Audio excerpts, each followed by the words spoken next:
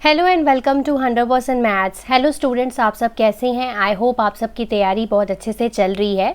तो आज हम सॉल्व करेंगे अपना प्रैक्टिस पेपर नंबर 4। इससे पहले मैं 3 प्रैक्टिस पेपर ऑलरेडी अपलोडेड है मेरे चैनल पे, लिंक डिस्क्रिप्शन बॉक्स में आप लोगों को मिल जाएंगे, वो भी आप जाकर प्रैक्टिस करिए, आप लोगों की एग्जाम्स में बहुत हेल्प हो जाएगी। ठीक है, तो आज के प्रैक्टिस पेपर में हम सीखेंगे कि हमने section A, section B, section C के जितने भी क्वेश्चंस होंगे उनको हमें गिवन टाइम इंटरवल में कैसे सॉल्व करना है, पूरा कैसे सॉल्व करना है, लिखना कैसे है, अटेम्पटेशन कैसे करनी है, एवरीथिंग। तो बहुत सारी चीज़ें जो हैं वो मैंने इस वीडियो में आपके साथ शेयर की हैं। तो पूरा वीडियो अच्छे से ध्यान से ज़रूर देखिएगा और साथ साथ सॉल्व करने की कोशिश ज़रूर करिएगा और देखिएगा कि आप कितने टाइम इंटरवल में इस क्वेश्चन पेपर को सॉल्व कर पा रहे हैं। तो वीडियो बहुत इंपॉर्टेंट है क्लास 10th के स्टूडेंट्स के लिए। तो आइए वीडियो स्टार्ट करते हैं। तो स्टार्ट करते हैं with section A. Section A में हम 6 क्वेश्चन यहाँ पर सॉल्व करेंगे, 2 मार्क्स ईच के। तो क्वेश्चन नंबर 1 है हमारा, find the roots of the following quadratic equation, है ना। तो यहाँ पर हम इसको discriminant as well as factorisation method दोनों में से किसी भी मेथड से सॉल्व कर सकते हैं, बिकॉज मेंशन नहीं है। तो मैं इसको फैक्टराइजेशन से करने की कोशिश कर रही हूँ। तो हम करेंगे स्प्लिटिंग द मिडिल टर्म। तो 2 नंबर्स चाहिए जिनको प्लस या माइनस करके मुझे लाना है 5/5 और कांस्टेंट टर्म को एक्स स्क्वायर के कोफिशिएंट के साथ मल्टीप्लाई करो तो आया 30। सो मल्टीप्लाई करने पे 30 चाहिए। तो मतलब मुझे ऐसे 2 नंबर्स चाहिए जिनको मल्टीप्लाई करने पे 30 आए और प्लस या माइनस करके 5/5 आए। तो हमें कैसे पता चलेगा? सो 30 के फैक्टर्स बना लेते हैं। सो 30 किस किस टेबल पे आता है? 130, 215 पे, ठीक है। सो 3 10 पे, 4 के टेबल पे नहीं आता। 5 6 सा, ठीक है, 6 5 सा, फिर रिपीट होने शुरू हो गए तो 5 6 ही रहने दो यहाँ पर, ठीक है। तो ये 4 मेन आगे फैक्टर्स। अब यहाँ से देखो कि आप यहाँ से अंदर हम मुझे √5 भी यहाँ पर बनाना है। यहाँ पर ऐसे कोई 2 नंबर लेने जिसमें √5 भी ले सकूँ। तो मैं ये वाला नंबर ले रही हूँ 6 और 5, ठीक है। 6 और 5 मैंने 2 नंबर्स ले लिए यहाँ पर। अब यहाँ पर मैं इसको ये वाला जो 5 है इसको रूट में कन्वर्ट करूँगी क्योंकि मुझे 5/5 बनाना है। सो मैं क्या करूँगी यहाँ पर इस 5 को कैसे ले लूँगी? इस 5 को लूँगी मैं √5 और √5 ऐसे भी तो लिख सकती हूँ क्योंकि √5 × √5 5 ही होता है। तो मेरे पास यहाँ पर 2 नंबर्स बने, एक 6/5 और एक √5, ठीक है, क्योंकि मुझे 5/5 बनाना है। तो यहाँ पर क्या करना है मुझे? 5/5 कैसे बनेगा? अगर मैं प्लस का 6 ले लूँ और माइनस का 1/5 ले लूँ तो यहाँ पर क्या बन जाएगा? 5/5 बन जाएगा। तो मतलब मैंने मिडिल टर्म को कैसे स्प्लिट किया? 3x², 6/5x, साथ में x लगा देंगे, ठीक है, -1/5x -10 = 0, ठीक है। अब फर्स्ट 2 टर्म्स में से अगर मैं कुछ कॉमन ले लूँ तो वो आ जाएगा 3x कॉमन, x प्लस √2/5, ठीक है, ये आ जाएगा मेरे पास। बट अब जब मैं यहाँ से कुछ कॉमन लूँगी तो यहाँ से सेम चीज़ अंदर नहीं बनेगी। सो मुझे थोड़ा सा इसको फिर से देखना पड़ेगा।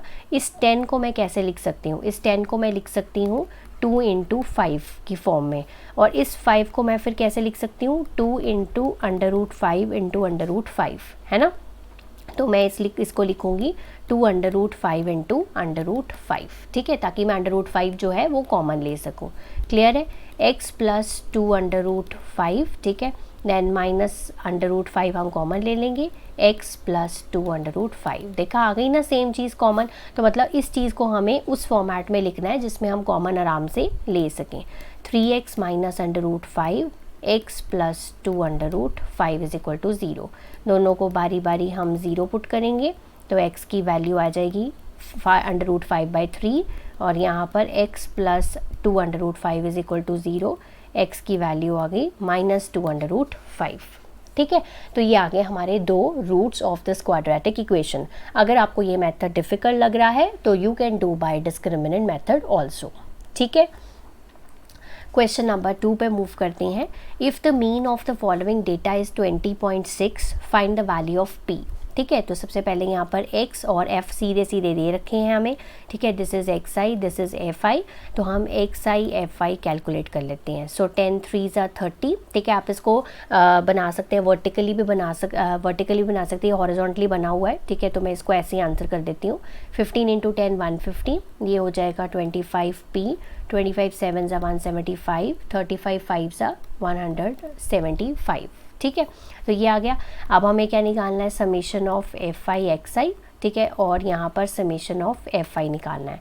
समेशन ऑफ एफ आई करेंगे तो 50 आ जाएगा, और summation of F I X I करेंगे तो ये आ रहा है हमारे पास 530 प्लस यहाँ पर 25p, ठीक है। तो 25p को ऐसे रहने दिया, बाकी सबको ऐड कर दिया, 530 आया।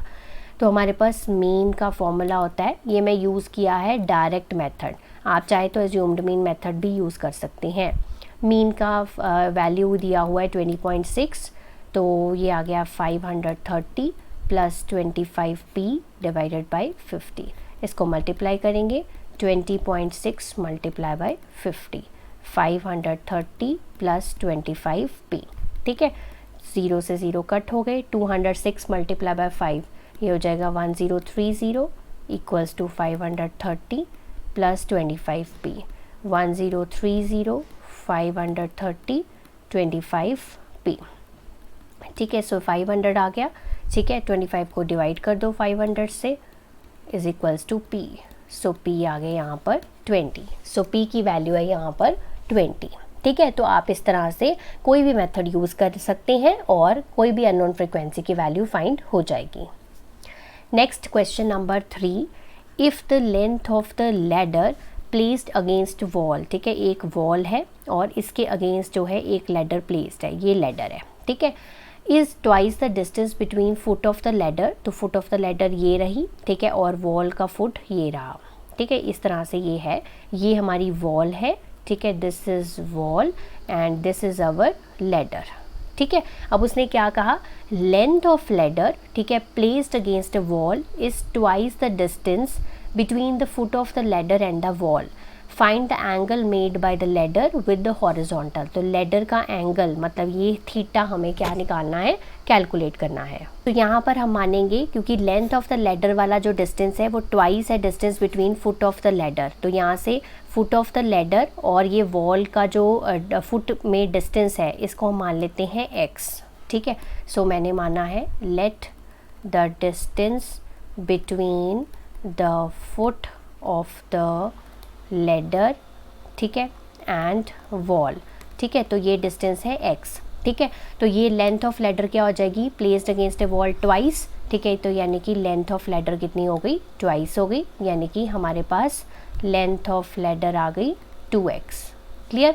अब हमें क्या निकालना है, ये वाला थीटा निकालना है ना।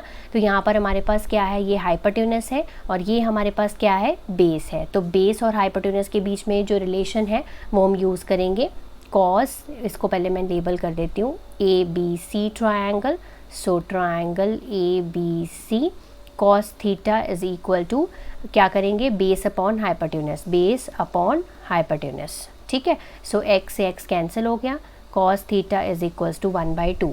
अब देखो 1/2 वैल्यू किसकी है ट्रिग्नोमेट्री में, कॉस की, तो कॉस 30 डिग्री की वैल्यू होती है, सॉरी कॉस 60 डिग्री की है ना। So theta is equals to 60 degree आ गया। So this is the angle made by the ladder with the horizontal, clear. Next चलते हैं अपने क्वेश्चन नंबर 4 पे, ठीक है। तो ये कंस्ट्रक्शन बेस्ड क्वेश्चन है। A line segment A B is divided at point P, अगर आप इसकी डायग्राम बना के देखेंगे तो बहुत जल्दी ये आंसर आ जाएगा आपका, डिवाइडेड एट पॉइंट पी, तो ये पॉइंट पी पे डिवाइडेड है। पी बी जो है वो 3 है, ए बी जो है वो 7 है ना, ऐसे ही है ना, 3/7 है, तो ये ए बी जो है वो 7 है और ये है 3, ठीक है। तो A P ratio P B हमें निकालनी है, ए पी जो है ए पी और पी बी की रेशो निकालनी है, तो ए पी पता होना चाहिए इसके लिए।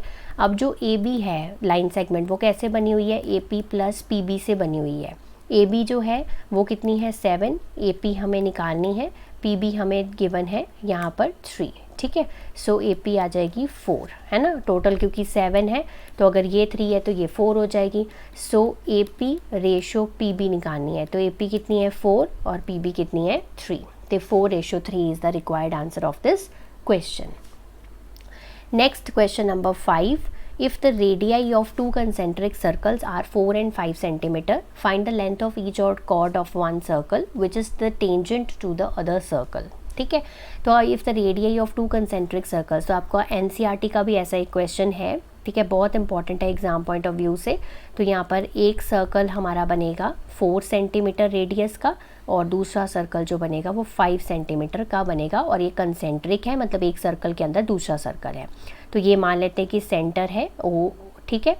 अब यहाँ से 4 सेंटीमीटर जो है वो छोटे वाले सर्कल का रेडियस है और जो बड़े वाले सर्कल का है वो कितना है 5 सेंटीमीटर है। और ये मैं इस पॉइंट को इस पॉइंट से ज्वाइन कर देती हूँ। इसको हम मान लेते हैं ए और इसको हम मान लेते हैं बी। ठीक है, तो मुझे यहाँ पर क्या निकालना है, length of each chord of one circle. तो अगर मैं यहाँ से कॉर्ड बनाऊँगी, ठीक है, अगर मैं इसको भी पूरा ज्वाइन कर दूँ, तो अगर मैं इस पॉइंट को P मान लेती हूँ और इसको हम ए बी ऐसे मान लेते हैं, ठीक है, तो मुझे ए बी की लेंथ हमें फाइंड करनी है, ठीक है ना, क्योंकि ये कॉर्ड है वन सर्कल की और टेंजेंट है to the other circle. Clear? ठीक है, टेंजेंट किस सर्कल की है, ये टेंजेंट छोटे वाले सर्कल की है और बड़े वाले सर्कल के लिए ये क्या है, एक कॉर्ड है। ठीक है, तो ए बी की लेंथ हमें मतलब फाइंड करनी है। तो सबसे पहले ये जो है ओ पी हमारा, दिस इज़ अ रेडियस, और जो हमारी पी बी है वो क्या है, हमारे पास टेंजेंट है ना, ये टेंजेंट है। तो O P is perpendicular, radius is perpendicular to tangent, है ना, ये तो हमें पता चल गया। तो एंगल ओ पी बी जो है वो कितना है, 90 डिग्री है, मतलब ये वाला एंगल जो है वो 90 डिग्री है। क्लियर? अब पाइथागोरस थ्योरम लगाएंगे। So in triangle O P B, ठीक है, O B square is equals to O P square plus P B square. O B की वैल्यू कितनी है 5, ओ पी की कितनी है 4, पी बी हमें कैलकुलेट करना है। 25 minus 16 is equals to P B square, P B is equals to root of 9, 3 centimetre. So P B आ गया यहाँ पर 3 सेंटीमीटर, और ये परपेंडिकुलर है तो ए पी भी सेम होगा पी बी की तरह। So A P is equals to P B is equals to 3 centimetre, तो ये भी 3 सेंटीमीटर है। सो लेंथ ऑफ कॉर्ड कितनी हो गई, 3 + 3 इज इक्वल टू 6 सेंटीमीटर। तो answer of this question is कि length of each chord of one circle which is tangent to the other circle is 6 centimetre. Clear? So last question है ये हमारा 2 marks का। ठीक है, if the first 3 terms of an A P are B C and 2b, ठीक है, तो पहली 3 टर्म्स मतलब ए पी की हैं बी सी एंड 2b। हमें रेशो निकालनी है बी और सी की, ठीक है, बी रेशो सी की निकालनी हमें, है ना, ये निकालना है हमें क्वेश्चन में। ठीक है, अब ये जो है हमारी क्या है, ए पी है। अब अगर ये ए पी है तो इनका कॉमन डिफरेंस क्या होगा, सेम होगा। ये हमेशा बात याद रखना, कोई भी अगर नंबर्स जो हैं वो ए पी में हैं तो उनका जो डी है यानी कि कॉमन डिफरेंस है वो क्या होता है, सेम होता है। And what is common difference, common difference is second term minus first term should be equal to third term minus second term, है ना।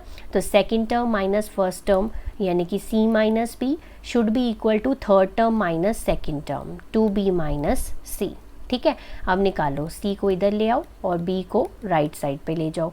सो 2c is equals to 3b, ठीक है, और हमें b रेशो c चाहिए यानी कि b अपॉन c चाहिए, तो c वाले को राइट साइड पे ले जाओ और हमारा 3 जो है वो लेफ़्ट साइड पे ले आओ। सो b रेशो 3 का आंसर है 2:3। ऐसे क्वेश्चन को सॉल्व करने के सिर्फ 2 ही तरीके होते हैं, ठीक है, मतलब 2 ही टिप्स होते हैं। फर्स्ट, अगर कोई टर्म्स एपी में गिवन है तो आपने बोलना है कि कॉमन डिफरेंस उनका सेम होता है। And what is common difference, मतलब कॉमन डिफरेंस अगर सेम है तो second term minus first term should be equal to third term minus second term. इससे आपका कोई भी आंसर आ जाएगा। क्लियर?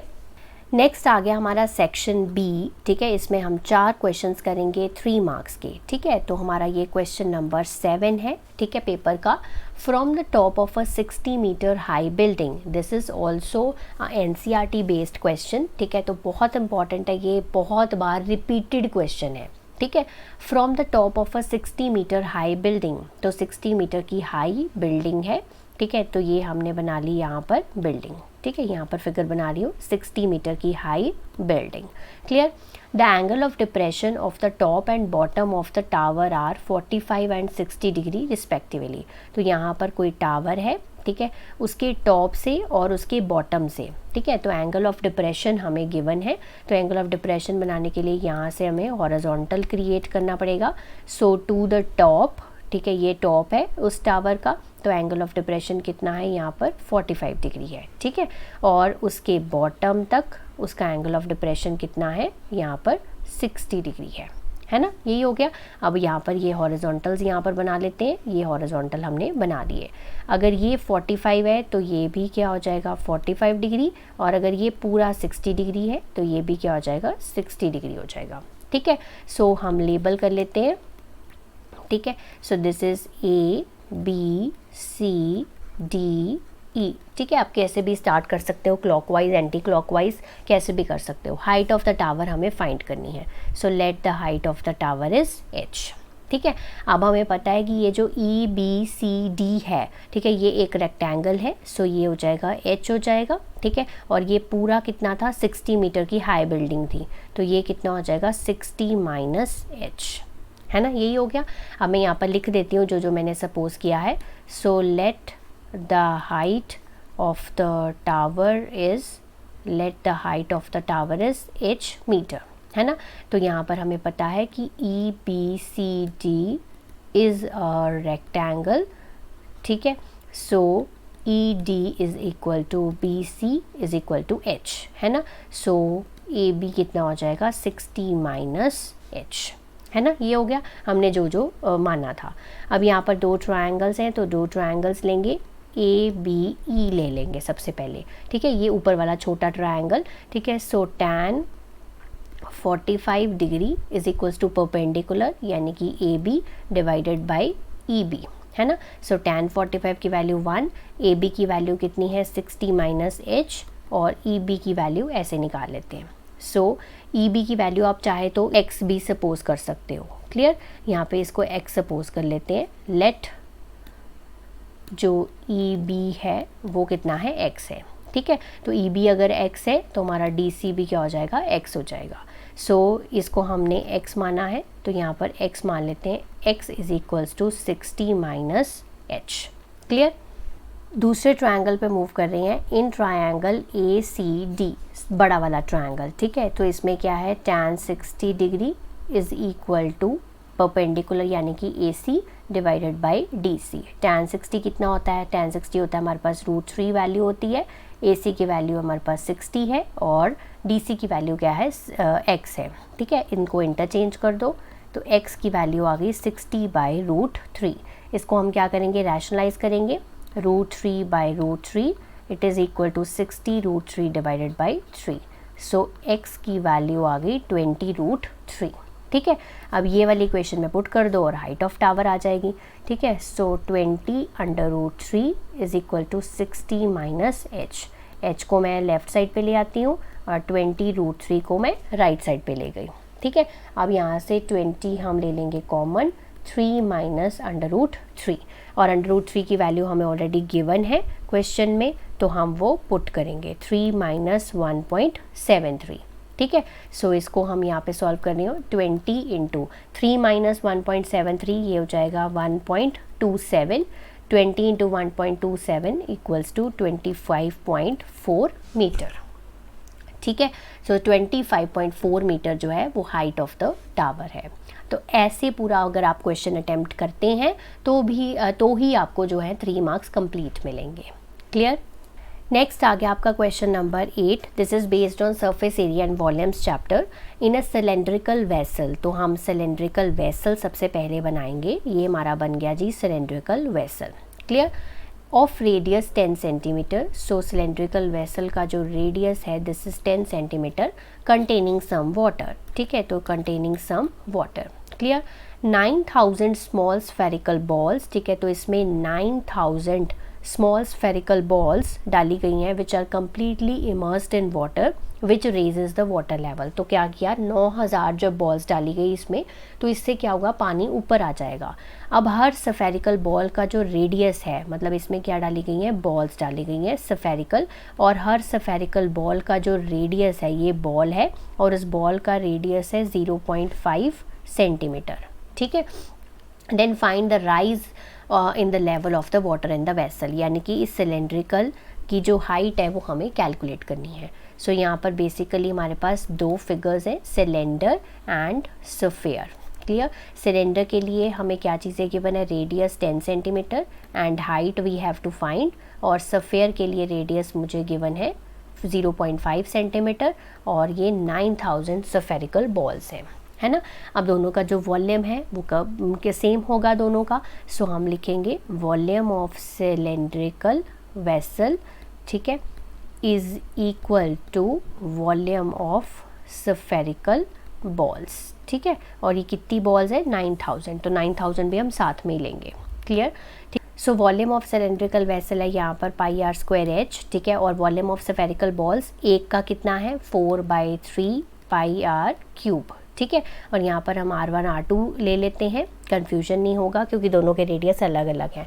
और यहाँ पर 9000 बॉल्स हैं तो हम 9000 से इसको मल्टीप्लाई कर लेते हैं, ठीक है। सो पाई से पाई कैंसिल हो गया। सो बाकी हम जो क्वांटिटीज़ है वो यहाँ पर पुट करते हैं वैल्यूज़ 10 × 10 और हाइट हमें निकालनी है 4/3। R2 की वैल्यू है 0.5, तो मैं सभी के ना पॉइंट्स पहले ही हटा देती हूँ। 5/10 5/10 5/10 3 बार आएगा ना 9000। सो 3 ज़ीरोज़ जो हैं वो इसके साथ जो है वो कट जाएंगी, ठीक है। सो 3 1s 3 3s 9, ठीक है। अब यहाँ पर आ गया हमारे पास h इज़ इक्वल्स टू 4 × 5 × 5 × 5 × 3, ठीक है। और यहाँ पर 10 × 10 आ गया, ठीक है। 5 1s 5 2s 5 1s 5 2s 2 1s 2 2s 2 2s 4, ठीक है। सो यहाँ पर बचा कितना हमारे पास 15। सो h आ गया आपका 15 सेंटीमीटर। सो ये इस क्वेश्चन का रिक्वायर्ड आंसर है। ये है rise in the level of water in the vessel. Clear. So next आ गया हमारा question number 9। The sum of first 10 terms of an AP given है हमें, ठीक है। हमें AP डिटरमाइन करनी है। तो सबसे पहले हम इसमें n is equals to 1 put करेंगे। तो s ऑफ 1 क्या आ जाएगा 3 × 1 का स्क्वायर माइनस 4 × 1, 3 - 4 कितना हो गया माइनस का 1। अगर हम n की वैल्यू 2 पुट करते हैं तो s2 आ जाएगा। सो 3 × 2 स्क्वायर माइनस 4 × 2, 3 × 4 12, ठीक है, -8 दैट इज़ इक्वल टू 4। तो यानी कि S1 की वैल्यू है यहाँ पर A1 के इक्वल यानी कि -1। और A2 कैसे आएगा, A2 कैसे आता है S2 - S1, है ना, ऐसे ही आपको बताया हुआ है। A2 क्या है सेकंड टर्म कैसे मिलती है S2 - S1 से, 4 - 1 यानी कि 5। तो AP की पहली 2 टर्म्स हैं, पहली टर्म है -1 और दूसरी टर्म है हमारी 5, ठीक है। अगर आप 4 के साथ करोगे ना तो आंसर गलत आएगा आपका। तो यहाँ पर AP आपकी मिल गई, ठीक है। AP में हमारे पास फर्स्ट टर्म है -1 और D क्या है आपका 5 -1 यानी कि 6, ठीक है। D आ गया 6, second term minus first term. हमें कितनी टर्म निकालनी है 12th टर्म, यानी कि A12 निकालना है, that is A + 11D -1 + 11 × 6 -1 + 66 that is equal to 65। ऐसे अगर आपको SN गिवन हो तो आप आराम से AN निकाल सकते हो, AP निकाल सकते हो, कोई भी टर्म निकाल सकते हो, ठीक है, इसी मेथड से। सो मूव करते हैं क्वेश्चन नंबर 10 पे। अब यहाँ पर हमें मीडियन गिवन है 32.5 और ये 2 फ्रीक्वेंसीज़ हैं F1 और F2, इन दोनों की हमें वैल्यूज़ को फाइंड करना है। ये क्लास इंटरवल्स हैं, ये फ्रीक्वेंसी है। तो मीडियन के लिए हमें क्यूमुलेटिव फ्रीक्वेंसी निकालनी होती है सबसे पहले। तो हम सबसे पहले frequency F1 same, then F1 + 5, then F1 + 5 + 9 14 हो जाएंगे, ठीक है। सो F1 + 26 हो गया, 14 + 12, ठीक है। F2 आ गया नेक्स्ट, F1 + F2 + 26, ठीक है। So this is F1 + F2 + 29, ठीक है, और F1 + F2 + 31, है ना। और ये टोटल कितना गिवन है 40 गिवन है, यानी कि F1 + F2 + 31 = 40। सो F1 और F2 की जो कंबाइंड वैल्यू है वो कितनी है 9 है, ठीक है। सो मीडियन का फॉर्मूला लगाएंगे L + n/2 minus cumulative frequency divided by frequency multiply by h, ठीक है। सो मीडियन की वैल्यू है 32.5, ठीक है। L हमने यहाँ पर ये एक चीज़ और नहीं निकाली, that is our median class, ठीक है। मीडियन क्लास कैसे निकालेंगे, मीडियन कितना है 32.5, तो 32.5 किस में लाई करेगा 30 to 40 वाली क्लास में। सो मीडियन क्लास कितनी हो गई 30 to 40, ठीक है। सो लोअर क्लास इंटरवल हो गई मीडियन क्लास की 30 प्लस n/2, यानी कि n/2 मतलब 40 डिवाइडेड बाई 2, ये n है ना हमारा। सो 40 डिवाइडेड बाई 2 कितना हो गया 20। सो 20 माइनस क्यूमुलेटिव फ्रीक्वेंसी लेनी होती है प्रीसीडिंग क्लास की, मतलब अगर ये क्लास मीडियन क्लास है तो इसकी प्रीसीडिंग क्लास की हमें क्यूमुलेटिव फ्रीक्वेंसी लेनी है।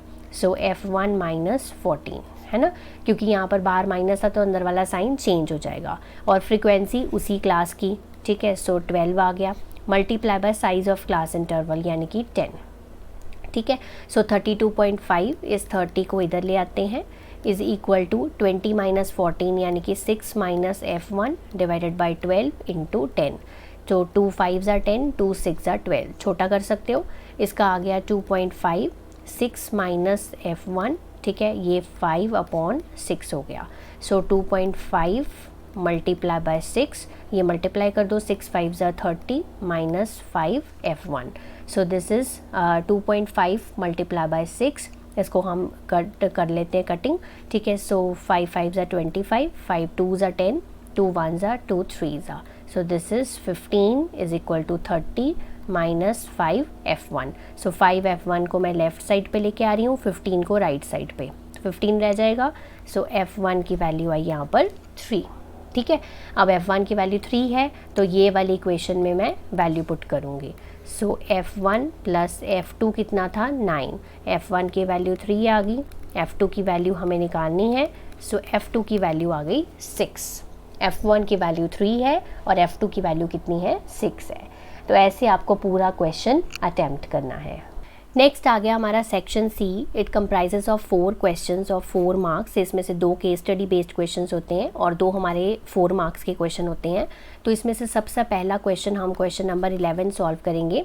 2 pipes running together can fill a cistern in 3 1/13 hours, ठीक है। ये आपका NCERT बेस्ड क्वेश्चन ही है, ठीक है। सो 2 पाइप्स हैं जो कि दोनों जो एक सिस्टम को फिल कर रही हैं इतने घंटे में।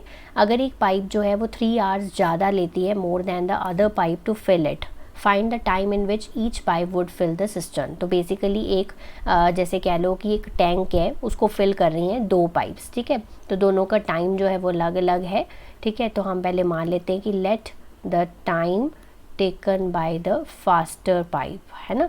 फास्टर पाइप जो है वो कितने घंटे ले रही है, x आवर्स ले रही है। और अगर एक पाइप जो दूसरी पाइप है 3 आवर्स ज़्यादा ले रही है, यानी कि हमारे पास जो स्लोअर पाइप है, ठीक है। तो time taken by the slower pipe is 3 घंटे ज़्यादा ले रही है, तो x + 3 आवर्स हो गया, ठीक है जी। पहले तो ये हो गया। अब यहाँ पर पोर्शन ऑफ द सिस्टम, कितना पोर्शन वो फिल कर रही हैं, पोर्शन कितना फिल करती हैं, 1/x। Portion of the cistern filled by the faster pipe, filled by the faster pipe, that is equal to 1/x hours, है ना।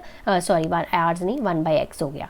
so portion of the cistern filled by the slower pipe is equal to 1/x + 3, है ना। अब दोनों जो हैं वो कितने घंटे में फिल कर रही हैं, 3 1/13। 3 1/13 मतलब 3 × 13 39, 39 + 1 40, सो 40/13 आवर्स में इसको फिल कर रही हैं, है ना। यही हो गया। So portion of the system filled by both pipes, ठीक है, दैट इज इक्वल टू 1/40/13, यही हो गया। So that is equal to 13/40, है ना। So according to the question, 1/x + 1/x + 3 is equal to 13/40, है ना। Faster pipe plus lower pipe और बोथ पाइप्स का हम इक्वल कर देंगे और x की वैल्यू आ जाएगी, ठीक है। सो हम LCM ले लेंगे, क्वाड्रेटिक बना लेंगे। सो x × x + 3 हो गया, x + 3 + x = 13/40। सो ये हो गया हमारे पास 2x + 3, नीचे आ गया x² + 3x, है ना, इज़ इक्वल टू 13/40, है ना। क्रॉस मल्टीप्लाई कर लेते हैं। So 40 × 2 that is equal to 80x + 120 is equal to 13x² + 39x, ठीक है। अब सारी चीज़ों को मैं राइट साइड पे लेके जा रही हूँ। 13x², 39x - 80x - 120, ठीक है। तो यहाँ पर आ गया। सो 13x², अब यहाँ पर 80 - 39, सो 80 - 39 हो जाएंगे हमारे पास यहाँ पर 41x - 120 इज़ इक्वल टू 0, ठीक है। अब आप चाहे तो इसको फैक्टराइजेशन से सॉल्व करिए, चाहे डिस्क्रिमिनेंट से करिए। मैं इसको फैक्टराइजेशन से कर रही हूँ, ठीक है। अगर आपको डिफ़िकल्ट लगता है तो you can choose discriminant method, ठीक है। सो 65x और 24x में इसको स्प्लिट करूँगी, ठीक है, क्योंकि ऐसे फैक्टर्स ढूंढने मुश्किल हो जाते हैं, ठीक है। तो आपको अगर वो इजी लग रहा है तो वो इजी कर लेना। 13x में कॉमन ले लूँगी, अंदर आ जाएगा x - 5 और 24 यहाँ से कॉमन ले लूँगी तो x - 5। So 1 factor is 13x + 24, is equal to 0 और दूसरा फैक्टर है x माइनस 5, ठीक है। तो x इज इक्वल टू 5 आ गया और यहाँ पर क्या आ जाएगा, x आ जाएगा -24/13। एक तो ये नेगेटिव है और ऊपर से फ्रैक्शंस में है, तो हम इसको क्या कर देंगे, रिजेक्ट कर देंगे। तो हमारे पास time taken by faster pipes आया 5 आवर्स, मतलब जो फास्टर वाली पाइप है 5 घंटे लेती है और जो स्मॉलर वाली पाइप है वो कितने घंटे लेगी, 8 घंटे। तो दोनों जो हैं वो फिल करेंगे सिस्टम इन 40/13 आवर्स। तो फास्टर पाइप का जो टाइम है वो 5 आवर्स है, ठीक है, और जो स्लोअर पाइप का टाइम है वो कितना है, 8 आवर्स है, ठीक है जी। तो ऐसे आपको ये पूरा क्वेश्चन अटेम्प्ट करना है। तो नेक्स्ट क्वेश्चन है हमारा क्वेश्चन नंबर 12। यहाँ पर है let S denotes the semi perimeter of triangle A B C in which B C A है, सी ए बी है और ए बी सी के इक्वल है। If a circle touches the side B C C and A B, तो basically क्या है, एक triangle है और उसके अंदर क्या है, एक सर्कल है ना। इसी तरह से ये एक ट्रायंगल है, ये मैं ट्रायंगल बना रही हूँ और इसके अंदर एक सर्कल है, ठीक है। और ये कौन कौन सी साइड को टच कर रहा है, अभी हम दोबारा से क्वेश्चन को रीड आउट करेंगे, ठीक है। Let S denotes the triangle A B C, S denotes the semi perimeter of triangle A B C. तो ट्रायंगल का नाम है ए बी सी, ठीक है। सच दैट जो बी सी है वो क्या है, ए है, सी ए जो है वो हमारा बी है, ठीक है। तो ए बी जो है वो हमारी क्या है, सी है। यही है हमारे पास। If a circle touches the side B C, ठीक है, बी सी को टच कर रहा है वो डी पॉइंट पे, सी ए को टच कर रहा है वो ई पॉइंट पे, ठीक है, सी ए को ई पॉइंट पे, और जो ए बी है उसको टच कर रहा है एफ पॉइंट पे, ठीक है। ये हमारी डायग्राम बन गई। अब यहाँ से हमें प्रूव करना है कि ये जो बी डी है, सिर्फ ये जो बी डी है वो एस माइनस बी के इक्वल है, ठीक है। तो चलिए स्टार्ट करते हैं। सबसे पहले इसका प्रूफ हम लिखेंगे यहाँ पर। क्या सबसे पहले यहाँ पर एक्सटर्नल पॉइंट्स क्या हैं सर्कल के, ए बी सी, ठीक है। तो हम यहाँ से पहले लिखेंगे फ्रॉम एक्सटर्नल पॉइंट ए, ठीक है। तो हम यहाँ से लिख सकते हैं ए एफ जो है वो ए ई के इक्वल है, ठीक है। रीज़न हमें पता है, length of tangents drawn from external point are equal, ठीक है। एक्सटर्नल पॉइंट बी से क्या लिखेंगे, B F is equals to B D, और एक्सटर्नल पॉइंट सी से क्या लिखेंगे, C E is equal to C D, ठीक है। ये हम यहाँ पर पहले लिख लेते हैं। अब इनको हम कुछ मान लेते हैं। सपोज़ कर लेते हैं कि ये एक्स है, ठीक है। अगर बी डी एक्स है तो बी एफ भी एक्स हो जाएगा। सो हम मान लेते हैं कि लेट बी डी जो है वो एक्स है। अगर बी डी एक्स है तो बी एफ भी क्या हो जाएगा, एक्स हो जाएगा, है ना। ये एक्स हो जाएगा। और टोटल ए बी कितना है, पूरा सी है, तो ये ए एफ जो है वो कितना हो जाएगा, सी माइनस एक्स। पर हम क्या करेंगे, सभी को कुछ ना कुछ सपोज कर लेते हैं। सी ई और सी डी को, इसको हम सपोज कर लेते हैं वाई, ठीक है। तो ये भी क्या हो जाएगा, वाई हो जाएगा, ठीक है। और इसको हम सपोज कर लेते हैं जेड, ठीक है। और ये भी क्या हो जाएगा, जेड हो जाएगा, ठीक है। कुछ ना कुछ सपोज कर लिया, ए एफ और ई ए को जेड सपोज कर लिया और इसको हमने सपोज कर लिया यहाँ पर वाई। क्लियर। अब यहाँ पर हमारे पास क्या है, S denotes the semi perimeter of triangle A B C, है ना। तो व्हाट इज सेमी पेरीमीटर, तो पेरीमीटर क्या होता है, A plus B plus C, है ना। यही होता है हमारे पास पेरीमीटर। पेरीमीटर क्या होता है, A plus B plus C. What is semi perimeter, A plus B plus C divided by 2, यही होता है हमारे पास, ठीक है। अब पहले पेरीमीटर लेते हैं। पेरीमीटर क्या है, सम ऑफ ऑल साइड्स, यानी कि A B plus B C plus C A, ठीक है। ये मैंने लिया है पेरीमीटर, ठीक है। पेरीमीटर लिया है जो कि किसके इक्वल है, ए बी की साइड किसके इक्वल है, सी के इक्वल है। बी सी साइड जो है वो ए के इक्वल है और जो ए सी साइड है वो बी के इक्वल है ना। यहाँ पर यही है हमारे पास। अब हम ए बी को कैसे लिख सकते हैं, ये जो ए बी साइड है ये जेड प्लस एक्स है ना, जेड प्लस एक्स है।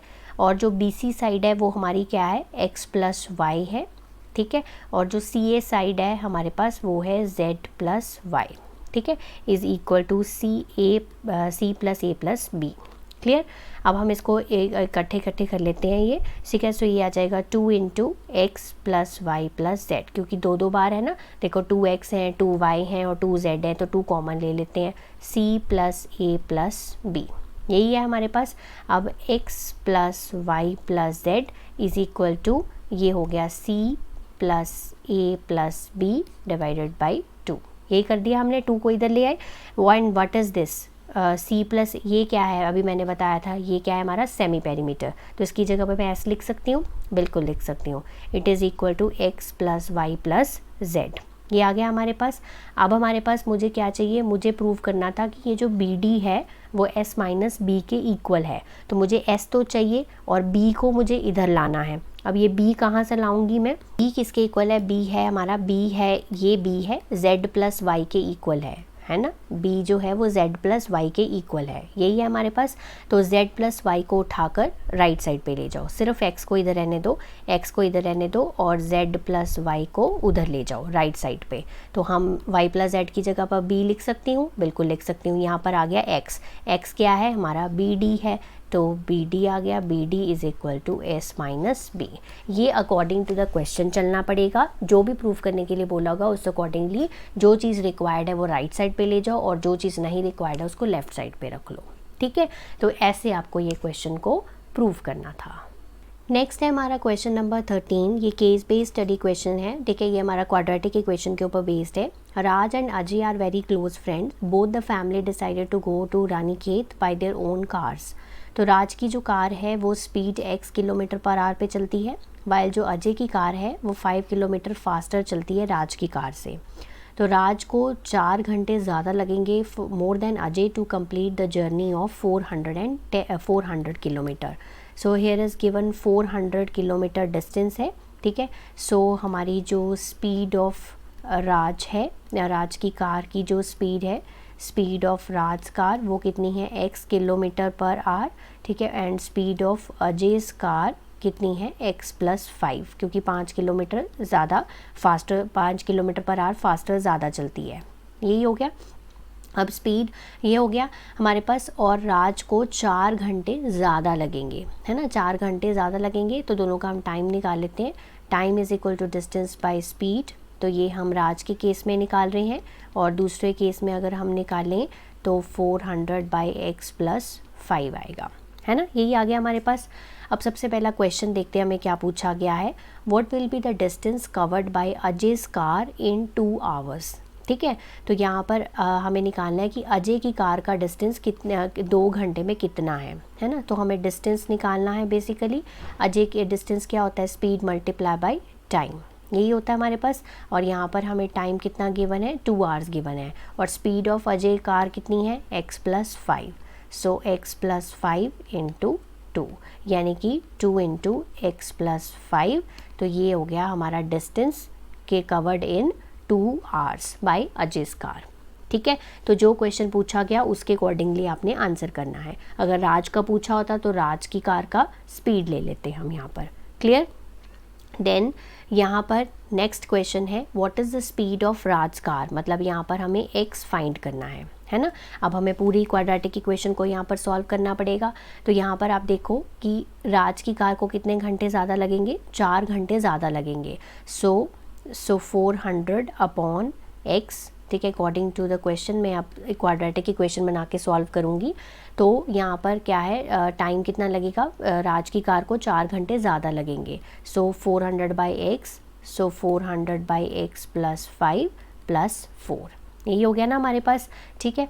सो इसको हम इधर ले आते हैं, 400 by X minus 400 by X plus 5 equals to 4। So x into X plus 5, so ये हो गया हमारे पास 400 ना, मैंने बाहर कॉमन ले लेती हूँ, ठीक है। So x plus 5 minus X is equal to 4, तो x से x कैंसिल हो गया। सो हमारे पास बचा क्या, 400 ऊपर 5, नीचे X square plus 5x is equals to 4, ठीक है। क्रॉस मल्टीप्लाई करेंगे, सो यहाँ पर आ गया 400 इंटू 5, ये हो गया 2000 is equal to 4x square plus 20x, ठीक है। तो यहाँ से 4x square plus 20x minus 2000 is equal to 0। अब इस क्वाड्रेटिक इक्वेशन को छोटा किया जा सकता है, divided by 4। So x square plus 5x minus यहाँ पर आ गया 500 इज इक्वल टू 0, ठीक है। ये क्वाड्रेटिक बन गई। अब इस क्वाड्रेटिक को मैं यहाँ पर यूज़ करूँगी, x square plus 5x minus 500 is equal to 0, ठीक है। तो यहाँ पर इसको यूज़ करेंगे, इसको हम स्प्लिट करेंगे 25 और 20 में। सो 25 और 20 में मैंने इसको स्प्लिट कर दिया। सो x plus 25, 20 common, x plus 25, सो x माइनस 20 और x प्लस 25, तो x की वैल्यू या तो 20 आ रही है या माइनस 25 आ रही है। तो 20 तो 25 तो नहीं हो सकती, नेगेटिव नहीं हो सकती। So speed of the car is 20 kilometre per hour. ठीक है, तो राज की कार की स्पीड है 20 kilometre per hour. Clear. Next question, how much time took Ajay to travel 400 kilometre. So हमारा डिस्टेंस है 400 किलोमीटर। ठीक है, speed of the Ajay's car कितनी थी, x plus 5 kilometre per hour. अब x हमने पिछले क्वेश्चन में निकाल लिया है, सो 20 प्लस 5 यानी कि 25 किलोमीटर पर आवर हो गया। सो टाइम क्या हो जाएगा, distance divided by speed, 400 divided by 25। सो इसको हम 5 के टेबल पे कैंसिल कर सकते हैं, तो सीधा आ जाएगा हमारे पास 16 आवर्स। ठीक है, तो 16 घंटे लगेंगे अजय को to travel 400 kilometre. Clear. And the last one is speed of Ajay's car. Ajay's car की स्पीड हमारे पास क्या थी, x plus 5 kilometre per hour. ठीक है, तो वो हो जाएगी 25 किलोमीटर पर आवर। वो हमने पिछले क्वेश्चन में निकाल दी थी। ठीक है, तो ये इस क्वेश्चन का रिक्वायर्ड आंसर है। So moving to the last case study of this video, और लास्ट ये केस स्टडी है सैम्पल पेपर की भी। ठीक है, अ फेरिस व्हील और a big wheel in the United Kingdom is an amusement ride consisting of rotating upright wheel with multiple messenger carrying components। ठीक है, तो आप देख सकते हो, after taking a ride in the Ferris wheel, Aarti came out from the crowd and was observing. ठीक है, her friends were enjoying the ride. She was curious about the different angles and measures that the wheel will form. She forms the figure as given below. ठीक है, तो इसने ये figure बनाई है। अब आपको ये एंगल्स जो हैं वो आराम से फाइंड करने हैं। सबसे पहले आप देखेंगे यहाँ पर ये जो है हमारे पास O is the centre of the circle. ठीक है, ये वाला जो एंगल है RPQ दैट इज़ 30 डिग्री। ठीक है, और ये जो OQ और OR क्या हैं, ये इसके रेडियसेस हैं। ठीक है, तो लेट अस फाइंड कि हमें कौन से एंगल्स फाइंड करने हैं। तो सबसे पहला क्वेश्चन उसने पूछा, in the given figure find angle ROQ। सो ये वाला एंगल ही उसने पूछा है कि ये वाला एंगल कितना है। ठीक है, तो हमें अच्छे से पता है कि ये जो OR है दिस इज़ अ रेडियस। ठीक है, और OQ जो है वो भी क्या है, हमारा रेडियस ही है ना। तो हम यहाँ से बता सकते हैं कि ये वाला एंगल जो है वो 90 डिग्री है, क्योंकि ये RP टेंजेंट है और PQ भी टेंजेंट है, तो ये वाला एंगल भी कितना है, 90 है ना। ये वाला एंगल 90 है। अब हमें इस क्वाड्रिलेटरल में ये चौथा वाला एंगल तो हम आराम से फाइंड कर लेंगे। ठीक है, तो हम यहाँ से लिखेंगे कैसे कि एंगल ORP जो है वो 90 डिग्री है, क्योंकि OR जो है this is perpendicular to PR, radius is perpendicular to tangent. ठीक है, so therefore angle ORP 90 degree है। सिमिलर वे से एंगल OQP जो है वो भी कितना है, 90 डिग्री है। तो हम क्वाड्रिलेटरल में, इन क्वाड्रिलेटरल का नाम क्या है, ORPQ। ठीक है, so 90 plus 90 plus angle ROQ plus 30 degree is equals to 360 degree. So angle ROQ क्या हो गया, 360 माइनस ये कितने हो जाएंगे, 180 प्लस 30 210। ठीक है, सो ये एंगल आ गया हमारे पास 150 डिग्री। सो एंगल ROQ जो है वो 150 है। ठीक है, अब इसको मैं साफ़ कर देती हूँ फिर से। तो ये वाला एंगल जो है वो 150 आ गया। ओके, अब हमें निकालना है RQP। ठीक है, सो R ये Q एंड P, ये वाला एंगल हमें निकालना है। क्लियर। तो अब ये पूरा जो है वो तो 90 है, ये तो हमें अच्छे से पता है, और ये वाला एंगल क्या है, 150 है। ठीक है, और ये जो है इन दोनों को हम सपोज कर लेते हैं। चलिए हमें जो एंगल फाइंड करना है पहले वो देखते हैं। पहले ये वाला एंगल फाइंड करना है। ट्रायंगल में चेक करो, ये वाला एंगल हमें अभी फाइंड किया 150। ठीक है, OR और OQ जो है वो रेडियस है, OR और जो OQ है वो क्या है, रेडियस है। तो इसको हम मान लेते हैं एंगल 1 और इसको हम मान लेते हैं angle 2। So angle 1 is equal to angle 2, ये x हो गया। ठीक है, रीज़न क्या लिखेंगे, angle opposite to equal sides are equal, है ना। तो यहाँ पर इस ट्रायंगल में x plus 150 is equals to 180 हो गया। सो 2x इज इक्वल्स टू 30, तो x आ गया यहाँ पर 15 डिग्री। यानी कि ये जो छोटा वाला अंदर ट्रायंगल बना हुआ है ठीक है। इसका ये वाला एंगल 150 आ गया, ये वाला 15 है और ये वाला भी क्या है 15 है। ठीक है, ये क्लियर हो गया। अब ये पूरा कितना है 90 है, तो ये वाला एंगल तो आराम से आ जाएगा। So angle R Q P जो है वो कितना है 90 minus 15 that is equal to 75 degree. सिर्फ अंडरस्टैंडिंग की बात होती है, अगर आप एक बार अंडरस्टैंड कर गए एंगल्स को तो आप कोई भी एंगल फाइंड कर पाओगे। ठीक है। So next is question number 3, find R S Q. तो आर एस क्यू मतलब आर एस एंड क्यू, मतलब ये वाला एंगल आपको फाइंड करना है। अब हमें पता है कि ये पी क्यू जो है वो टेंजेंट है, अभी अभी हमने ये वाला एंगल फाइंड किया था 75 डिग्री पिछले सेकंड पार्ट में। ठीक है, तो ये हमारी क्या है सर्कल के अंदर कॉर्ड है। एक हमारे पास थ्योरम होती है दैट इज़ इक्वल टू मतलब उसके थ्योरम का नाम है ऑल्टरनेट सेगमेंट थ्योरम। वो थ्योरम क्या कहती है, फॉर एनी सर्कल, किसी भी एक सर्कल के लिए एक टेंजेंट और एक कॉर्ड के बीच में थ्रू पॉइंट ऑफ कांटेक्ट जो एंगल बनता है वो बराबर होता है। ठीक है, तो इसका मतलब ये है कि अगर ये 75 है तो आर एस क्यू भी क्या हो जाएगा 75 degree by alternate segment theorem. ठीक है, सीधा सा है। अगर एक कॉर्ड हो सर्कल के अंदर, फॉर एनी सर्कल, जो टेंजेंट और कॉर्ड के बीच का सर्कल मतलब एंगल है, ठीक है, थ्रू पॉइंट ऑफ कांटेक्ट, वो हमेशा क्या होगा इक्वल होगा। ठीक है, फोर्थ पार्ट पे चलते हैं, find angle O R P. ठीक है, अब देखते हैं ओ आर पी कौन सा है। This is O R and P. ठीक है, ओ आर पी मतलब ये पूरा एंगल, तो ये पूरा एंगल तो हमेशा हमें पता ही है 90 है, क्योंकि ओ आर रेडियस है, ओ आर जो है वो रेडियस है और आर पी क्या है हमारे पास टेंजेंट है। ठीक है, so radius is perpendicular to tangent, so angle O R P जो है वो कितना है 90 डिग्री है। ठीक है, तो I hope these questions will help you in your exams. Next day मिलूंगी नेक्स्ट वीडियो के साथ, तब तक आप इसको प्रैक्टिस करिए, रिवाइज करिए। Have a nice day to all of you.